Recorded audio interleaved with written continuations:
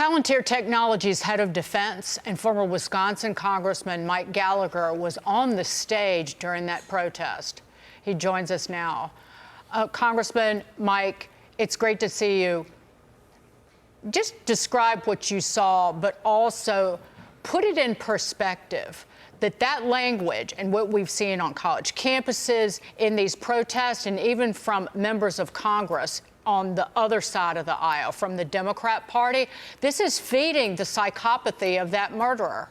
It is feeding anti-Semitism and violence in this country.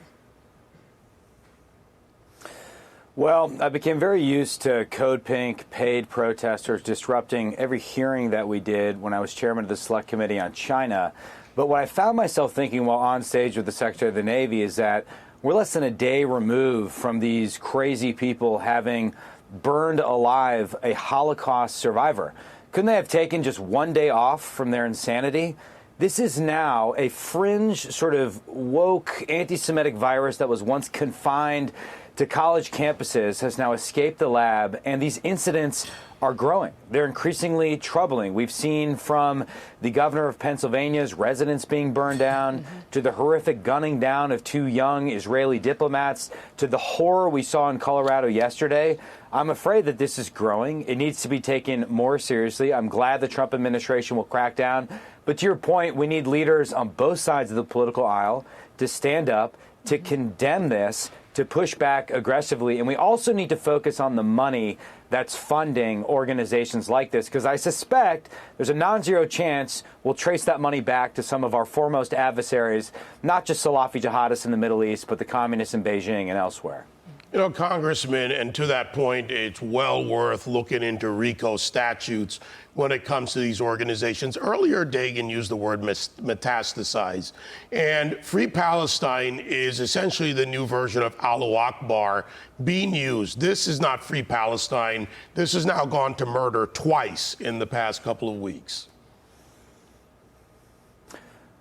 Well, the irony is, if you went to Gaza and you tried to pull off a shenanigan like this, as I pointed out after the protesters were ushered off stage, you would quickly be thrown off a building. There is no freedom under the rule of a Salafi jihadist terrorist death cult like Hamas.